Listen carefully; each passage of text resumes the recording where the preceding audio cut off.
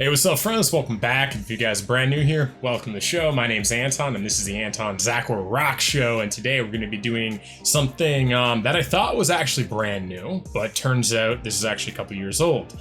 But this is Lindsey Stirling's new single, Love Goes On and On, featuring Amy Lee of Evanescence. And this recently just came out, the music video, but apparently this was released on her Artemis record in 2019, so that's kind of interesting. And to anyone who doesn't know who Lindsey Stirling is, she is an American violinist, songwriter, and dancer, and all around very interesting human being. I've actually listened to a podcast with her on Danica Patrick's podcast. Blew me away. Lindsey's just a very loving and exceptional human being, so I'm excited. And as always, if you guys have any song requests for me, please leave them in the Discord, first link down below, and that's it. So let's get into Lindsey Stirling, Love Goes On and On, featuring Amy Lee of Evanescence. And obviously Amy Lee, everyone knows Evanescence.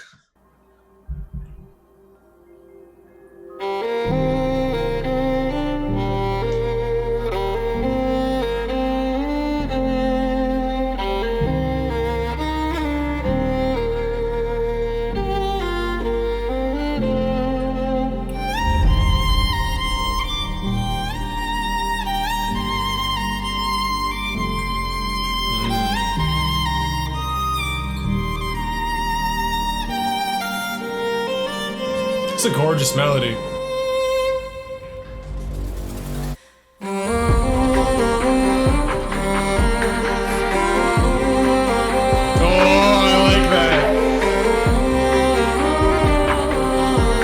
Haunting by Amy.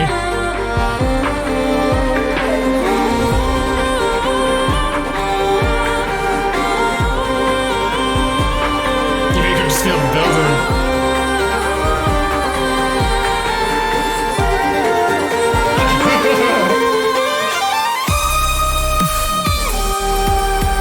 Electronic.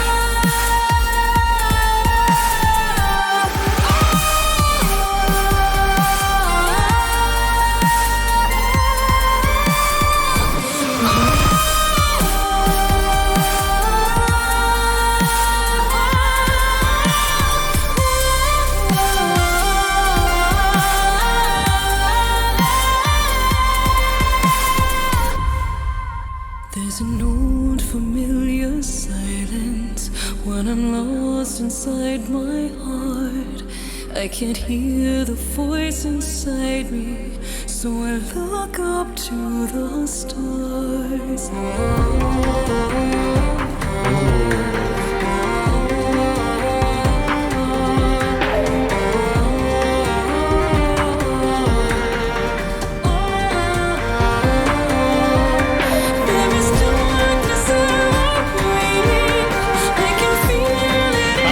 Chills the whole time. So I call upon my angels. Oh, you still.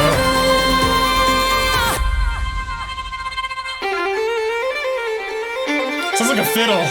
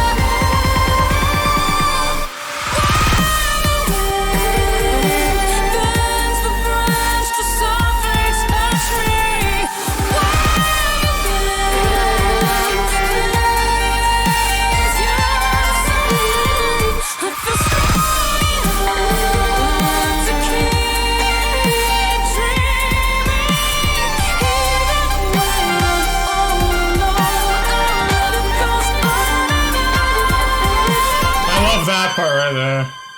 Hand us over. Oh man.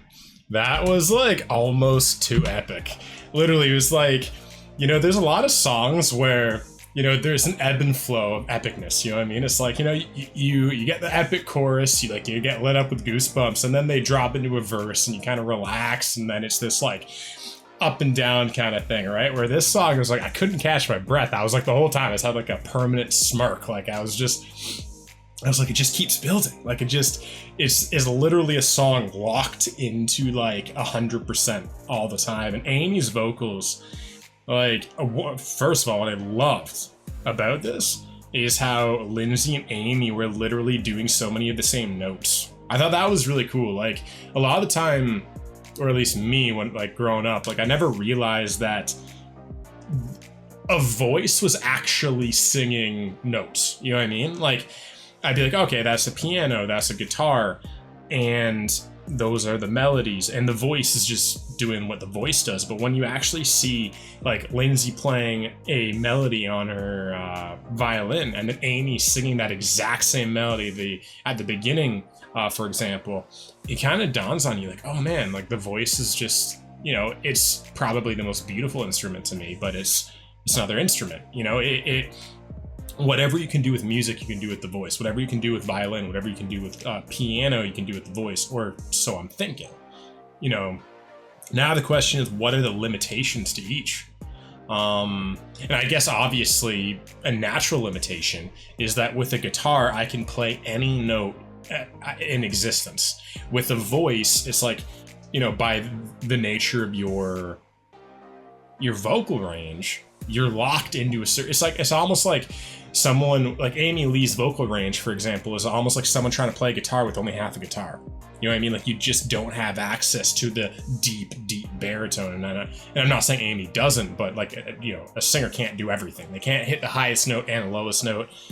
Or actually, I don't know, are there any singers that literally have access to, like, if you were using a guitar, for example, the top fret and the low fret? You know what I mean? Like, or, you know what I mean, on the neck of the guitar or whatever. Like, I'm curious what the limitations of the human voice, and if there are any human beings that can literally sing every single note in existence. Because that would be, or every single octave in existence. This is where my music theory kind of thrown out the window. I don't really know too much about it. Yeah, all in all, I thought that this was just absolutely gorgeous. Just the vocals and you know, it just gave me such a connected feeling in my heart when I was listening to this. Like Amy is kind of singing about the things that we all kind of, or at least those of us that are kind of self-reflective, you know, that we ponder, you know, like, where's our place in the world? Yeah, what is my value to humanity, kind of thing. Like, so, like, you know, we'll go in the lyrics here in a moment. But actually, yeah, let's just get in the lyrics right now. All right, we are back. So what did the artist said about this song? So Lindsey live streamed a Q&A on her Instagram, and this is what she had to say about Amy featuring on the song. It was cool now as a friend to be able to hit her up and be like, hey, Amy, do you want to do it? That's so cool, man. Because, like, I do know how awesome of a human being Lindsey is. So if she's, like, friends with Amy, it means that Amy is, like, legitimately awesome, too. You know what I mean? Which I already really liked Amy, but I know slightly more about Lindsey, and just seeing that friendship happen, I think is really beautiful. And it was really cool because I sent her the song, and there was a little bit of lyrics in the song, but mostly it was just epic oohs and ahs. And I just watched her voice, wanted her voice to soar at the top of it. And then she sent it back to me like I had written it, and she also sent it back saying, or like this. And she'd written lyrics over the chorus, and I was like, that's freaking awesome. So anyway, it was really cool, very collaborative experience. I cannot wait for you guys to hear it. And I love that it does feel very collaborative.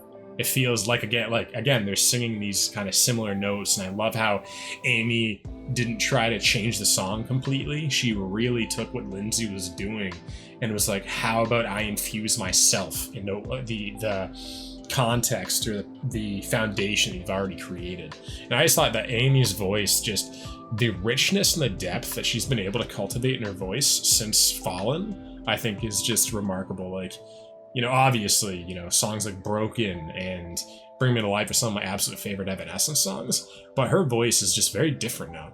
You know what I mean? You can still hear Amy in it completely, but she has way more of a bass and a low end in her voice now. She also said in an interview for the website Pop Crush, I knew immediately we wanted Amy when we decided that Love Goes On and On needed a hook. It's great because Amy and I are just friends. I was on her album and we worked together last year. She's just one of my bucket list artists to work with, and I've always wanted her on one of my albums. So it was a no-brainer. I asked her to do a verse and she texted me like, hey, I have an idea for the chorus, mind if I record it? And I was like, sure. Oh my god, this is incredible. It just happened organically. Man, I just love people just collaborating. Wow. I had no clue that there was not that many lyrics. There's an old familiar, like, that's actually almost beautiful because having like such a lack of lyrics kind of forces every sentence and every word to have almost more meaning. You know what I mean? It almost has to be stronger. Every word has to take up more imagery, more space, you know?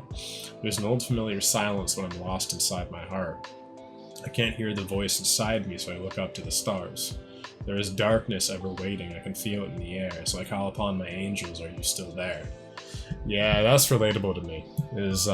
Sometimes I can just feel like extremely profoundly lonely. You know what I mean? And it happens a lot of time if I'm dealing with a lot of stuff, where I'll pull away from a lot of my support system, my friends, my family, that kind of thing, and I'll feel like no one can understand what I'm going through, especially with YouTube, because like my parents have never done this, and almost none of my friends have either. I don't really have a strong support system for what to do when this happens. You know, I mean, I'm kind of in this uncharted territory, and I have some friends in this space, but not all of them are doing exactly what I'm doing or where I am in doing it. Which is why, in some sense, I'd love to, like, you know, befriend people like Alex Hefner and people at the top of this industry and Wyatt Stav, because I feel like they've already kind of done and went through some of the things that I'm working on right now. And just say, yeah, so it seems like Amy or Lindsey is extremely spiritual, depending on who wrote this lyrics, because I have a lot of spiritual friends, psychics and mediums and shit, and they're always talking about their angels and stuff and their spirit guides and everything. When the wind bends the branch to softly touch me, when the band plays your song, I feel strong enough to keep dreaming, even when I'm all alone, our love goes on and on. Man, what a beautiful song. This was just gorgeous. What were your thoughts though? Let me know down below. And lastly, I want to give a big shout out to my tier 3 patrons. So we got Brianna, Amber, Kelly, Ken, Britt, Daphne, David, Laura, Melissa, Russ, and Sharon. So shout out to all of you, and I'll see everybody again tomorrow. I love you.